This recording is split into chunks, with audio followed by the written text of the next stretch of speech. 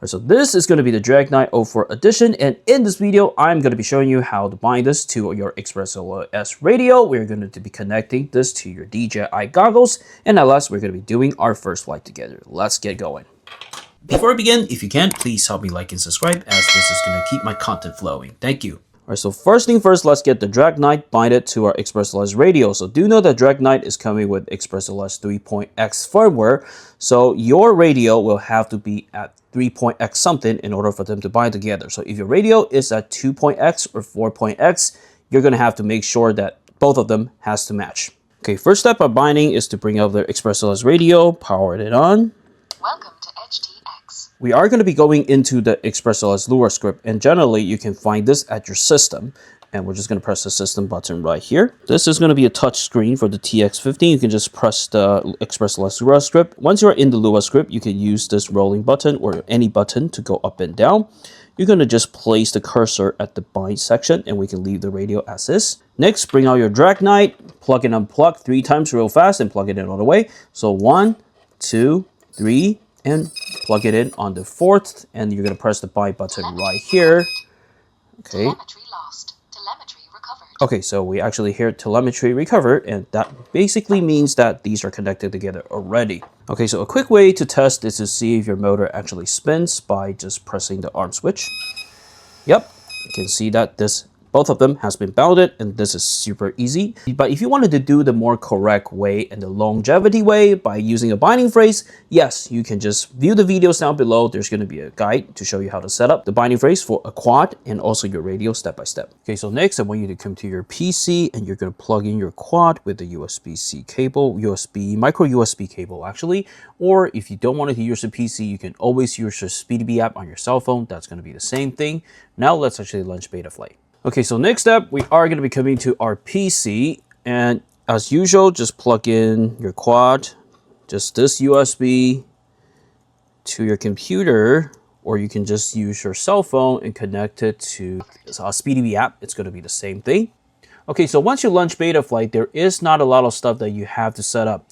All you have to do is go to the receiver tab. At this location, what we are doing is we are just going to be verifying, make sure these stick movements are going to be same as the setups.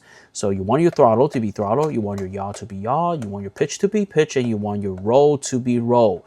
Once you can confirm this, your quad is 90% good, because sometimes some radios may have a different setting, and this is a big reason of why your quad may not be arming. So after you confirm this, we're going to be going to the modes tab. So at the modes tab, you will be able to just to make sure like what switches for what.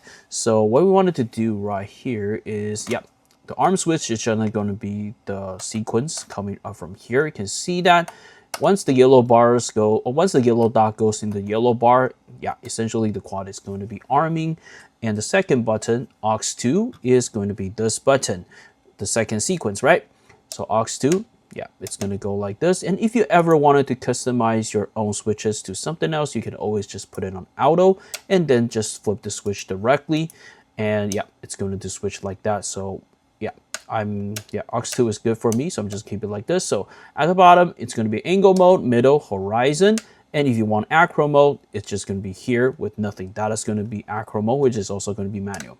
Okay, so next, verify our beeper. So aux3 is going to be our beeper. Okay, so aux3 is this one, and these are just going to be all the switches. All right, so the verification is done. Now let's actually head back to the bench to finish the setting.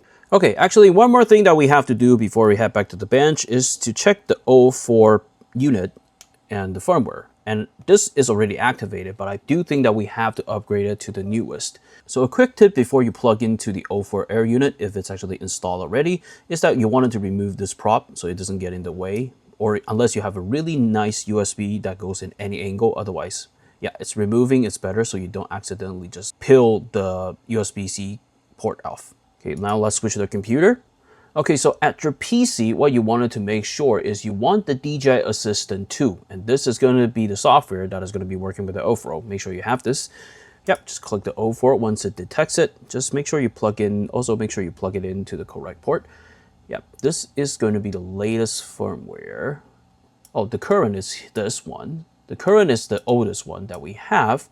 So we do have to upgrade it to the newest firmware. Okay, so we're just gonna hit upgrade right here.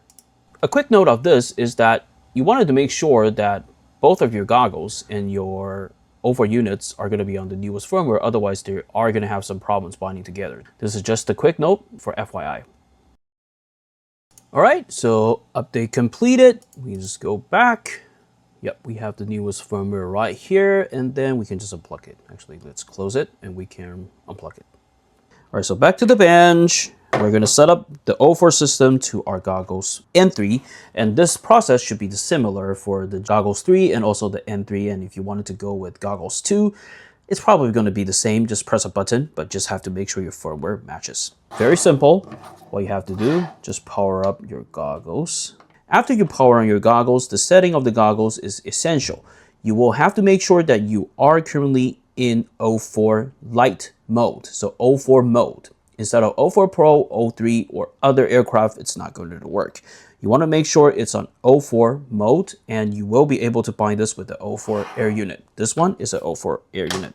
Okay, now let's plug in the battery right here. Okay. So at the goggles side, what we wanted to do is you are going to be holding and long pressing this power button. Once you hear the beep, beep, beep sound, that means that it is in binding mode. Then at the O4 Air unit side, we have to press the bind button as well. Okay, so this one is going to be right here. Just give it a gentle tap. Once it starts flashing, you can see after it turns green, that means that you are having successful linkage. Alright, so you can see that we are getting footage in our goggles already. Alright, so here goes your quick setup guide for the Draknight. Now let's actually take this out and let's give it a quick spin. Okay, so this is going to be the first pack for the Draknight, and the current video format is going to be 1080p and 60 frames per second. Also, we're using Rocksteady, not gyro flow. And flying at 60 frames is kind of required because if you're flying 30, you probably are going to be seeing a little bit laggy footage, and that's probably not going to be what you want when you're flying an FPV drone. So yeah, you can see that we're doing some punch up right here. This is just to kind of see the performance and see how light the quad is.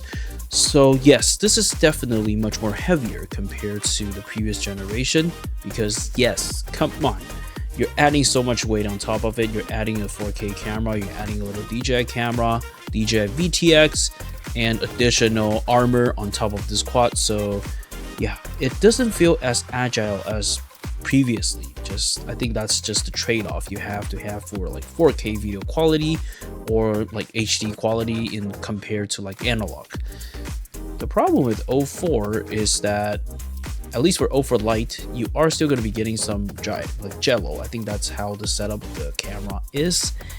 Overall, when you're flying, you probably won't notice there is a lot, but when I'm actually looking at here in post, I do see that yes, there is going to be some jello that you can still notice, a small vibration coming off of the side. If you're doing some rapid movements, you're probably going to be feeling it, especially punch-ups. You can see right there, you're going to get a lot of shakiness. That is most likely contributed because of prop wash. Strongly suggest if you're going to be doing like post-processing, the best is still probably just record via 4K 60 and then try to use gyro flow to stabilize your footage. That is still going to be the best thing that you can do.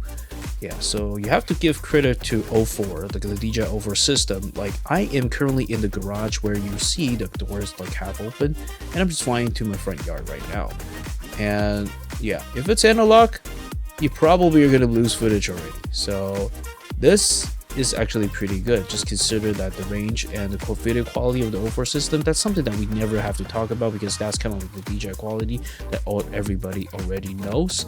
I would say that, yeah, so far this does flies pretty well. Just to confirm right here, this is also going to be my first pack. Still trying to get used to it. I also got a new radio, the TX15, so I'm also trying to get used to that as well.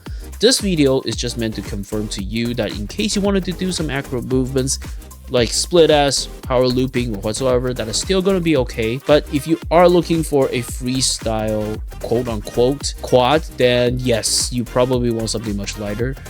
Yeah, so the Draknight O4, we are stuffing a lot of stuff into such a little small system. So yes, obviously the performance is just going to suffer, as we were mentioning before. All right, so that is basically going to be about this video. Just kind of wanted to throw this out real quick to help you set it up, and just to give you my initial thoughts. You know, when the first pack, that is probably the most real reaction I just wanted to give to you. All right, so that's basically about it. If you have additional questions, please feel free to leave it down below, and I will see you in the next one. Bye for now.